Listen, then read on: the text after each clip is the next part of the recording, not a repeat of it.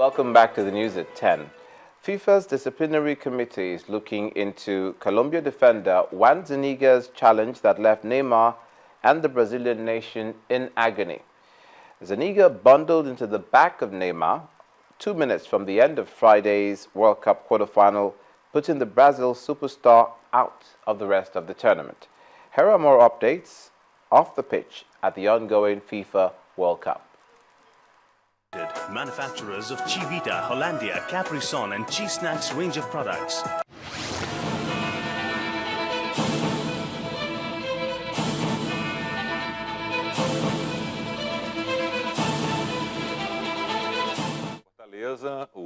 Brazil star striker Neymar has left hospital after fracturing his vertebrae towards the end of a 2-1 quarterfinal win over Colombia. And doctors at Fortaleza Sao Carlos Hospital said he will be out of the World Cup. This indeed will be a huge blow to Brazil, who rely on both the 22-year-old's skill and talismanic presence as the hosts face their biggest test of the tournament in the semi-final in Belo Horizonte on Tuesday against Germany. Meanwhile, the World Football Governing Body FIFA could take action against Colombia's Juan Zuniga for the World Cup quarterfinal challenge that left Brazilian superstar Neymar with an injury. Zuniga, who plays for Napoli in Italy, has denied he intentionally sought to hurt the 22-year-old Brazilian. Finally, the German national football team returned to the training field earlier today as preparations are stepped up ahead of their biggest challenge yet in the World Cup, a semi-final clash against host Brazil. Most of the teams had to battle to shake off the flu ahead of their quarterfinal match against France in Rio de Janeiro and push through a deserved 1-0 victory.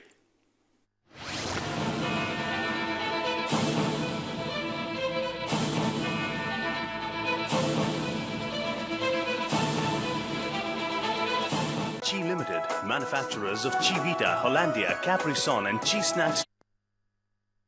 Unveiling the new look of Guinness.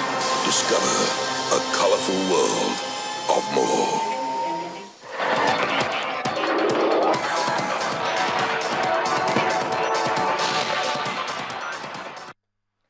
Welcome to Sports News. Well, the Extraordinary Congress of the Nigeria Football Federation has dissolved the Aminu Megeri-led Executive Board.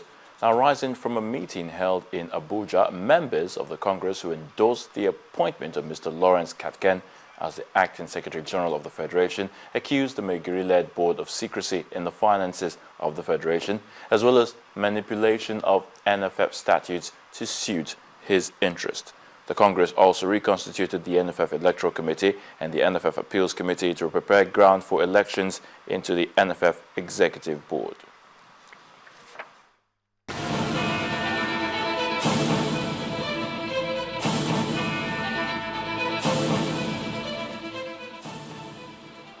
Two-time world champions Argentina have joined hosts Brazil and European giants Germany in the semi-finals of the ongoing FIFA World Cup. Now, the South Americans defeated Belgium by a lone goal scored in the 8th minute, thanks to Napoli's Gonzalo Higuain's brilliance. Lionel Messi's close control and a fortunate deflection opened the way for Higuain to shoot home the goal that proved to be the winner. Well, it will be Argentina's first semi-final since Italia 1990, when they went on to lose to West Germany in the final at the Stadio Olimpico in Rome. Now, the last quarterfinal game between the Netherlands and Costa Rica is heading into extra time. The Netherlands looked the more likely team to score, but were unable to break the resistance of the underdogs, Costa Rica, during a goalless 90 minutes of their World Cup quarter-final clash.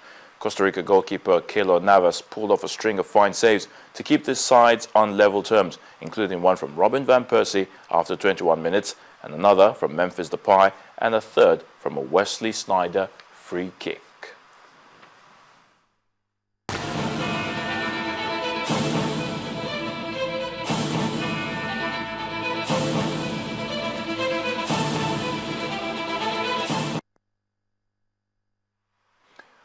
Czech Republic's Petra Kvitova picked her second Wimbledon title with a stunning performance against Canada's Eugenie Bouchard.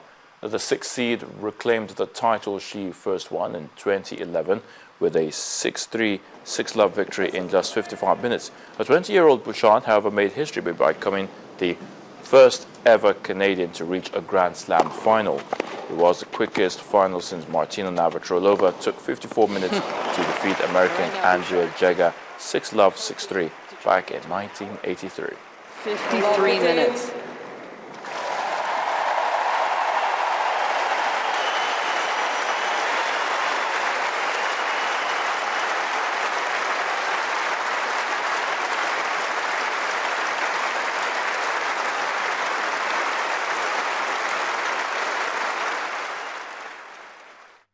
That's Rapid Sports News. The news at 10 continues in a moment.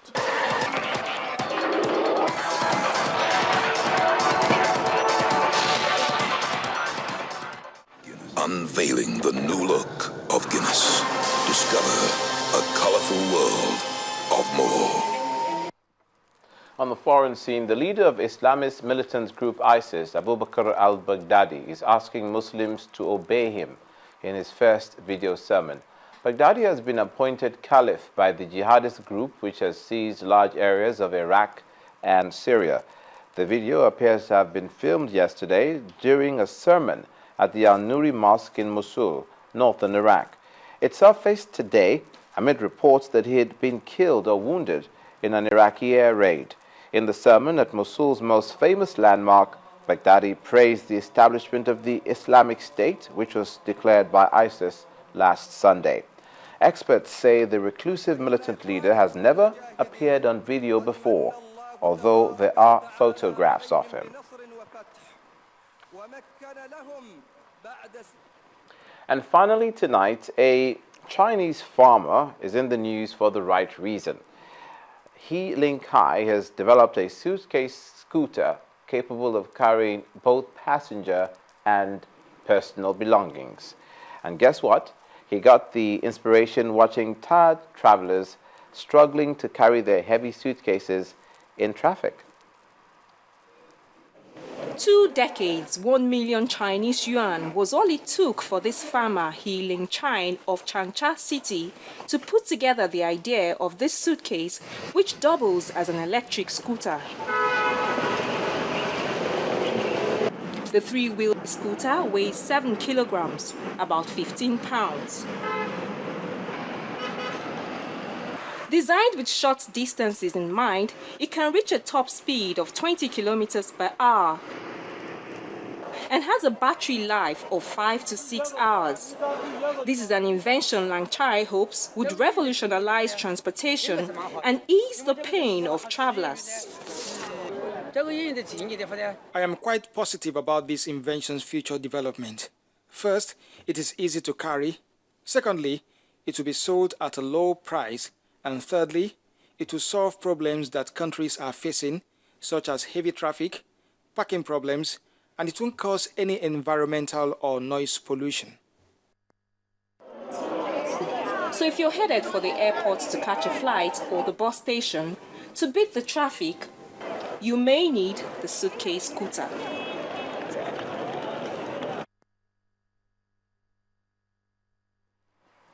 And the main news again. The military has said that over 50 terrorists have died after troops repelled a daring attack targeted on them in Damboa, Borno State. Campaigners seeking the release of the Chibok abducted girls have remained resolute in their quest. The Chief of Army Staff, Lieutenant General Kenneth Minima, has said that caution and patience is needed by the military in its efforts to rescue the girls. And the leader of Islamist militant group ISIS, Abu Bakr al-Baghdadi, has ordered Muslims to obey him in his first video sermon. That's it on the news at 10 tonight. Thank you so much for watching. I'm Olumide Macaulay. From all of us here, do have a good night.